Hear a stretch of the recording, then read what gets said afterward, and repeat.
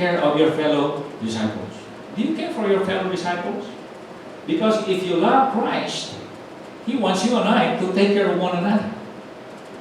Don't just pay attention to what's good for you or what's your agenda now. You should also think of others who are also the object of Christ's love. You're not the only object of Christ's love. So Jesus told Peter, if you love me, guess what? 3 times He said, you should take care of my sheep. That's how you would demonstrate it. Because it's easy to say, I love you. Oh, but you need to display that. You need to display that. That's to Peter. And all 3 times He said, I want you to demonstrate it. I want you to display it by caring for my flock, the object of my love. To us today, in the church service like this, how do we display our love to Christ or to God? How do you display? We have many ways of displaying it. For example, later on, Brother Fidel and Brother Ed will pick up those things. And when they walk there, they're not going to get your money. The idea there is they're not going to pass by so they can get what's in your wallet. Some people, that's their idea of offering. Oh, here comes the guy again. He's after my money. I better hold it to my wallet. I better hold it to it. But no, that's not the idea. They don't go out there and getting people's money. That's a wrong concept of what the offering is. But I tell you, a lot of people, that's their idea. I've seen one lady one time. How much did you give? And some people, they will get the change. Because they're not, they have a different idea of when, no, every time Brother Fidel and Brother Eddie go out there no, they're giving you an opportunity to display your love to the God you claim to love. Amen. You come here, you say, I love God. Well, now, you demonstrate it. You demonstrate it. And that's why this is deep. This is deep because it's supposed to be only you and God knows what's in it. Because before, it's like this, and people throw a quarter down. I know it's less than 1 peso because the peso don't have a sound. It's made in paper. Oh, anything less than that is coin. So they know how much you put in. But here is deep because it's supposed to be only you display your giving to God, not to me, not to Brother Fidel. Oh, but you know what? You cannot avoid the fact that when you put something here, it's not only God who sees the display of your love to Him. The angels saw it too. And the angels, they know how much you put in there. And they say, Lord, you know how much Sister... No, my wife said, you better not mention any name, you'll be in trouble. You know how much David put in there? How much? Well, he put all his bound. Wow. How much? Yeah, what mommy gave him. Angel sees it too. But who else sees that? If you are a parent, your children sees it too. Whether mama, papa give something to display the love of God. And your friend and your neighbor sees it too. In other words, it's a form of a display, a witness that you love God. Not just in words, but in your resources. That's just one way. So when this thing goes around, it's your opportunity to display your love to God. Not that Brother Fidel is interested in your money, no. It's not going to change his life. Okay? But they're happy to do that as the servant of the Lord. So have a different idea. And when you sing praises like that, you are displaying to God what's in your heart. Amen. That's what it is. But you can sing that just by your lips and not in your heart. God sees that too. But your neighbor sees whether you display praises to God. See, there are many ways that you display what? Your love. Because again, I love God. But can we see it? Can we hear it? Can we feel it? Is it something I can experience? And praise God together with you. Because that's what love is. And when we attend the wedding, there's love there displayed, right? Oh, we're all so happy. Are you going to go in the honeymoon with that? No, I'm not. But you still enjoy that they are loving each other because you participate in the display of that love. Wow. So the church, so later on, Brother Fidel will do that. I hope you'll change your attitude now and again. Especially, like I said, because kids, you watch these kids, the little ones, you think they don't pay attention, right? Because they notice whether you give them the offering or not. In fact, there was a story about this guy. He even knew how much his father had given. Because after the worship service, they are in the parking lot going home, and the father asked the son, "What do you think, son, of the worship service?" "Oh, he said it's okay." "And how about you, Dad?" "Oh, the choir didn't sing so good. And the sermon is a little bit offline." And the boy says, "Oh, for a quarter, that's good enough." Because he knew that his dad only gave a quarter. So the dad complained about lousy this one. Oh, he said, "For a quarter, that's good." So in other words, the boy noticed how much the dad gave. Oh, it must be a long time ago because quarter, means something big. So at home, how do you display love at home? During dinner, every time, this is especially for the young people, every time you eat on that dinner table, you are seeing the display of your mama and your papa's love. Because they work hard to get that food because they love you. They don't want you to go hungry, going to bed hungry. They love you. Some kids, they thought the idea, they're obligated to feed me. No, there's a part of obligation there. But beyond that obligation, they feed you, they buy you clothes, because they love you. And some kids don't realize that until they grow old and have hair. No wonder Mama and Papa did that. No, you should know that now, when you're still young. Because every time you eat on that table, you did not work for that. They work hard, have to wake up early, dodge the traffic and all of that to bring that food on the table as a display of their love to their children. They're not obligated. We've seen some people do that. Here in the U.S., how do people display their love? Well, one thing I noticed when I first arrived here, I've noticed that people here are fond of hugging and kissing each other.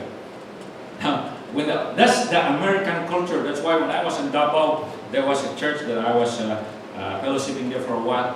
And since they know I came from the U.S., later on, the members came to me, like 3 or 4 of them, said, "Pastor, we have a missionary come to visit here. He's hugging everybody, and we don't like it." Because the American, hugging the pastor's wife, hugging the deacon's wife, and in the Philippine culture, that is not normally practiced.